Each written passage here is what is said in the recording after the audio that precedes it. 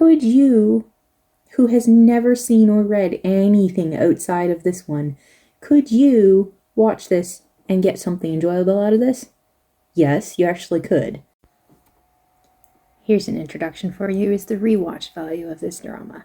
I get into the negative aspect later, but the epic part of you have to watch this drama more than once is the spoiler aspect, adding depth to it rather than being the sole spotlight. In other words, when you don't know the spoiler, you watch the drama and go, ooh, but then you find out the spoiler and you rewatch the drama and you go, ah, because it's all there. It's all there, and it's so well woven together. You could watch certain parts where certain people are saying certain things. You could watch it over and, or the way they're reacting to certain things, and you could watch it over and over and over because you can pull all kinds of different things out of it as your brain goes wild over what they're saying and how they're saying it and where it actually fits together and what's actually true and what's perhaps actually applied in a different way. And there is so much there, that there are so many scriptwriters and so many actors and so many directors that could learn so much just from this drama alone. And I highly doubt I'll be able to properly do justice to what I'm talking about, because there is legit so much here. This drama is so incredibly rich. I could probably spend half an hour to an hour on, like, just throw a number out there, pretend there's 30 different things. I could probably spend at least 20 minutes, if not a full-blown hour, on every single one of those things. This drama is so rich in its, and we're gonna get into it now. Okay. Thanks for clicking on this video, jumping right into the middle of it. Adventure Behind the Bronze Door, which used to be called Tibetan Sea Flower. The book is called Tibetan Sea Flower. The drama was first listed as Tibetan Sea Flower, but then before it started airing, the name was changed to Adventure Behind the Bronze Door. I'm not entirely sure why they did that. I mean, my problem with Adventure Behind the Bronze Door is, the adventure behind the bronze door doesn't start until... Okay. Spoilers. Because you have to understand a few things when I'm talking about this. One, there was a book long before there was a drama. Like, long before. I don't know exactly when he wrote Tibetan Sea Flower, but, like, even me myself, it was like 2, 3, 4 years ago. Something like that I read Tibetan Sea Flower, so it's been out for, like, quite a long time versus the drama. Not everybody's interested in books. Not everybody knows where to find the books in English, because, I mean, if you're Chinese, you can find them, but if you don't know Chinese, you have to be able to find it in English, and I had to do a bit of digging in order to find any of this in English. So there's that. And then there's also the fact that this is actually season 4 from this, because I've done other videos explaining how it all breaks down and whatnot. It's a huge world that this author has been writing for, like, over 2 decades, I think. This is huge. It's a huge world. So it's impossible to just talk about this drama. Like I say, if I want to do a sum up with no spoilers and stuff, just talking about this one, could you, who has never seen or read anything outside of this one, watch this and get something enjoyable out of this? Yes, you actually could. They do an amazing job of threading in, like, a million different threads to make this story make sense. You could actually watch it and get something enjoyable out of it without ever seeing any of the other stuff and without ever reading anything. You could. You get way more if you've seen and or read stuff from before. And I explained in the short videos why, if you've never read the books, you will get lost no matter what you do while you're watching the dramas, because as good as they are at threading things in, there's also stuff that's threaded in from the books, etc. I explained all of that in these videos. So, Adventure Behind the Bronze Door, I have to get used to calling it that. I don't know why the author changed his mind about what to call it, but he is the author, he has the right to do that. Bronze Door. For short, I call it Bronze Door. The Bronze Door is season 4, basically, because you've got Lost Tomb 1, Lost Tomb 2, Ultimate Note, and then Bronze Door. and then you go right into Sandsea and Sound of Providence. Part of the reason why it stands alone, and part of the reason why I was so excited to see it, is because there are some characters within this one that are not found anywhere else within any of the other seasons. These characters are part of this story. Within the book world, they do show up in other stories, and I'm going to get more into that, but it's all like side stuff. And this is already a spoiler. Just saying, not much is already a spoiler. This is why I say it's impossible to really talk about it properly without spoiling things, because it is literally in the middle of something huge. So, I absolutely loved this drama and I highly recommend it, and I'm going to get into why. And one of the first things, books. Okay, I think it's the vast majority of people that have read a book and then go and watch it on TV. Some people are able to, like, right off the bat just completely disconnect them and count them as two different things, and it's fine. It never matters. It doesn't touch. It doesn't matter.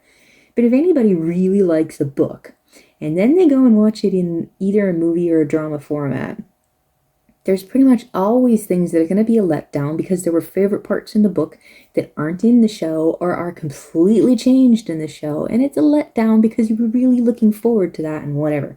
Most people, I think it's the bigger crowd that tend to like the books better than the show. It also kind of depends which one you did first. If you watched the show first and then went to the books, you might still favor the show. But in this one, it's a really different and unique instance where I read the book first, and there are certain things that I did like better in the book, and we're going to get into that because this is one of the most well done I've ever seen of taking a book and making it into a show.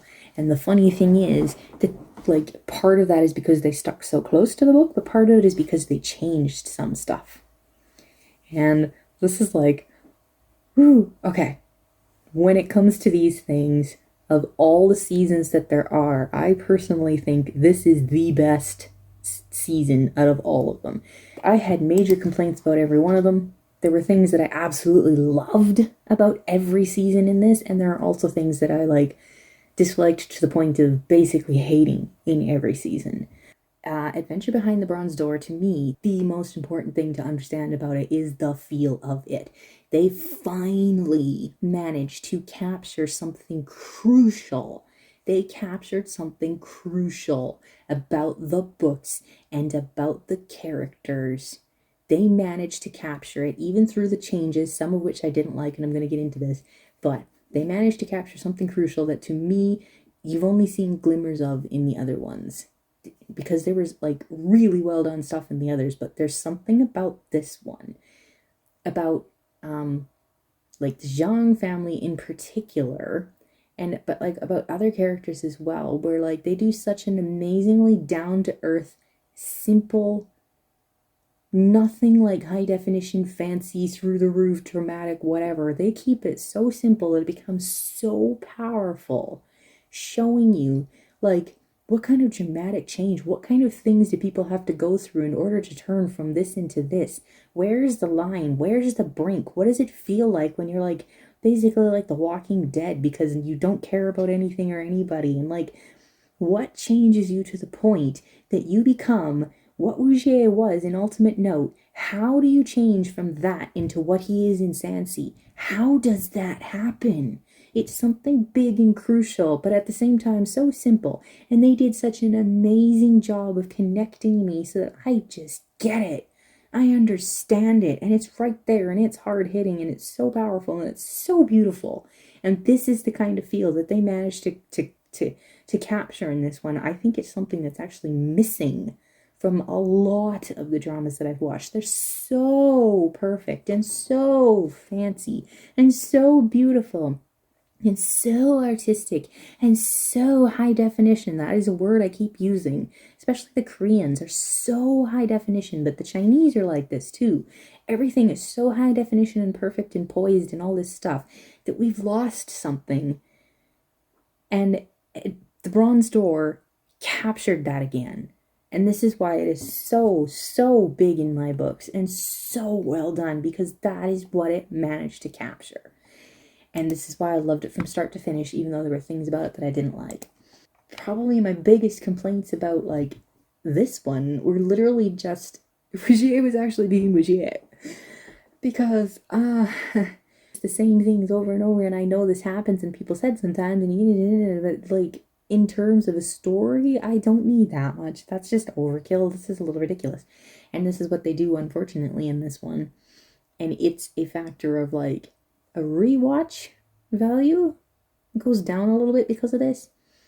Because I don't need to see all this a second time. You see, what I wrote there, one thing I've never liked about Augier is the amount of time taken to reason through things, because it's a recap included every time. So I hear a little bit of right and a lot of wrong, or partial wrong, over and over again before finally arriving at as close to the right as I'll ever get. So, like as in, he finds a mural and he goes, this is what it means as far as I can tell, and I think this is my theory on it, and this is how it fits together with all this. Then he finds another mural and he goes, well, wait, I was wrong about that, but I was right about this, and now this is my new theory.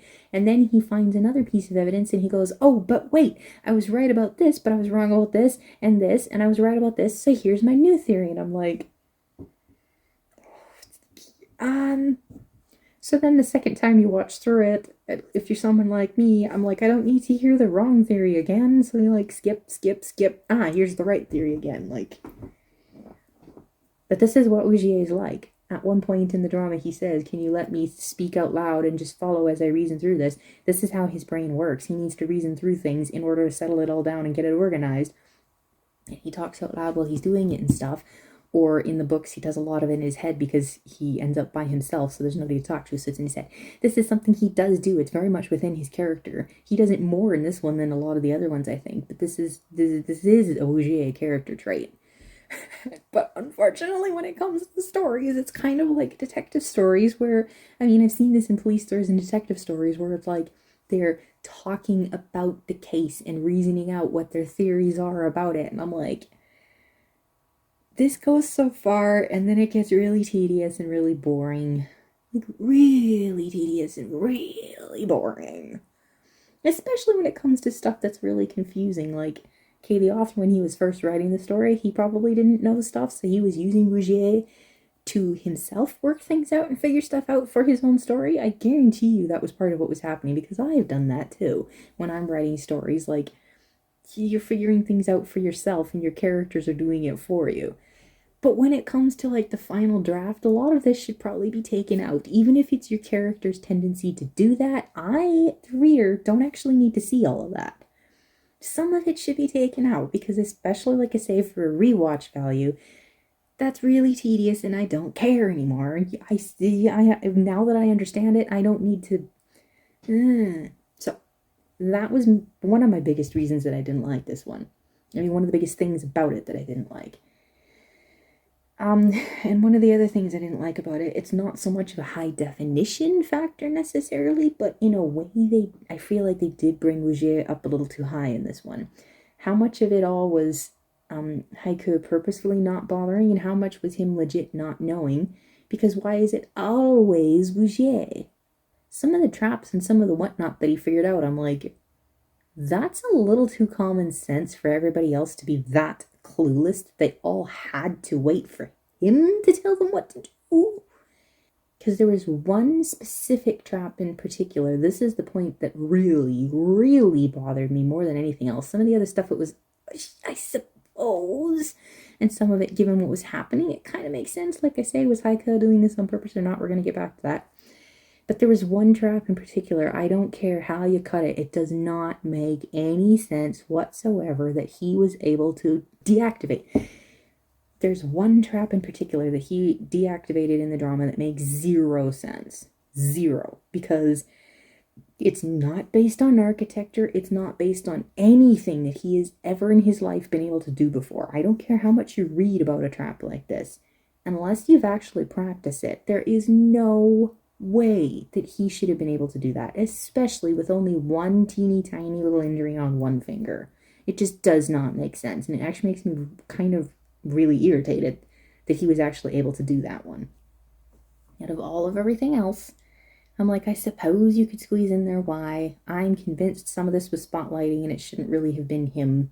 But at the same time, I understand, whatever, I get it, but not that one. That one actually made me upset. Because see, here's the thing. Maybe after his training with black glasses, maybe I could see him being able to deactivate that trap. Definitely not before. Think about it. Even in Sansi, Rishan had that much trouble with pretty much the same trap. And I know there's a little bit of difference because there's how many strings are there and how are they actually set up. Obviously, some of them are harder than others.